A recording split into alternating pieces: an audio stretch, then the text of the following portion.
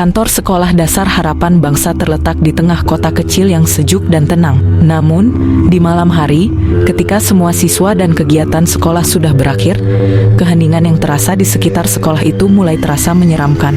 Kepala sekolahnya, Ento, bersama dengan para guru dan stafnya, sedang lembur di kantor sekolah untuk menyelesaikan program manajemen mutu pendidikan PMM yang harus mereka kirimkan ke Dinas Pendidikan setempat sebelum tengah malam. Ento adalah sosok yang tegas namun ramah. Dia selalu berusaha memberikan yang terbaik untuk kemajuan sekolah dan pendidikan anak-anak di kota kecil itu. Namun, malam itu, sesuatu yang tidak terduga akan menguji keberaniannya dan kepercayaannya pada dunia gaib. Saat lampu-lampu kantor sekolah menyala redup, Ento duduk di meja kerjanya dengan stapel dokumen PMM yang harus dia periksa. Para guru dan staf lainnya juga sibuk dengan pekerjaan mereka masing-masing. Suasana kantor yang tenang hanya dihiasi oleh suara pena yang menggores di atas kertas dan gemericik angin malam yang masuk melalui jendela terbuka. Tiba-tiba, salah satu guru, Ibu Ratna, menghentikan pekerjaannya dan menatap ke arah pintu kantor yang tertutup rapat. "Apakah kalian merasa itu?" tanyanya dengan suara yang agak gemetar. Ento mengangkat kepalanya dari dokumen yang sedang dia periksa.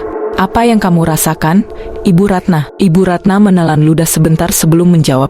"Aku merasa seperti ada sesuatu yang mengawasi kita dari luar." Para guru dan staf lainnya saling bertukar pandang dengan ekspresi bingung dan cemas. Mereka memutuskan untuk memeriksa pintu dan jendela untuk memastikan semuanya aman. Namun, ketika mereka berdiri di dekat pintu kantor, mereka mendengar suara langkah kaki yang samar-samar di luar kantor. Suara itu terdengar berat dan menggelitik rasa takut di dalam hati mereka.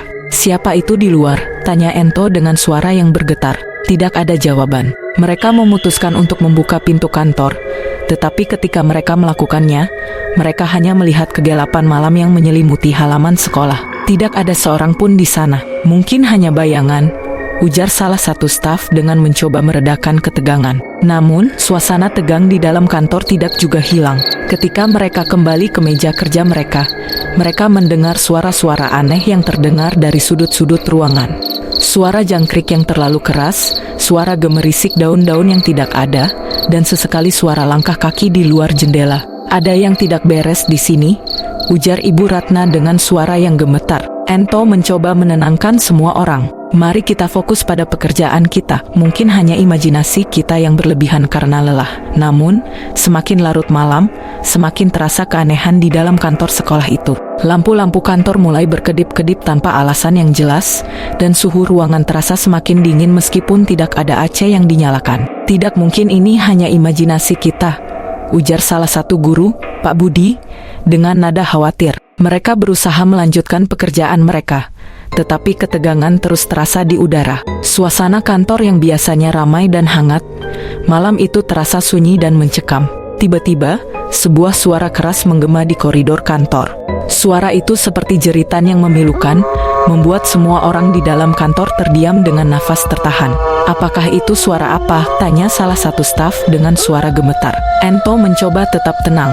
"Kita harus memeriksa apa yang terjadi di luar." Mereka berdiri dari meja kerja mereka dan melangkah menuju pintu kantor. Namun, ketika mereka membuka pintu, mereka disambut oleh kegelapan yang menyelimuti koridor. Lampu-lampu koridor mati, dan hanya suasana gelap yang menyambut mereka. Mereka mencoba menyalakan saklar lampu darurat, tetapi tidak ada yang menyala. Mereka merasa terjebak dalam kegelapan yang tak terkendali.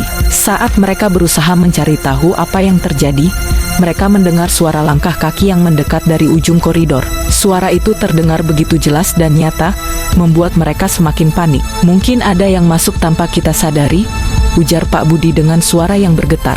Mereka bergerak maju dengan hati-hati, mencoba mencari tahu siapa yang berada di dalam koridor gelap itu. Namun, ketika mereka mencapai ujung koridor, mereka hanya melihat kegelapan yang menyelimuti lorong yang panjang dan kosong. Tiba-tiba, lampu-lampu koridor menyala kembali dengan sendirinya. Mereka semua terkejut dan kembali ke kantor dengan hati yang berdebar-debar. Malam itu berlalu dengan perlahan, dengan para guru dan staf sekolah tidak pernah menemukan tahu apa yang sebenarnya terjadi di kantor mereka. Mereka memutuskan untuk mengakhiri lembur mereka dan pulang dengan hati yang penuh ketakutan. Namun, cerita tentang malam yang menakutkan itu terus menghantui pikiran mereka. Mereka tidak bisa melupakan suara-suara aneh, bayangan-bayangan gelap, dan kegelapan yang tiba-tiba menyelimuti.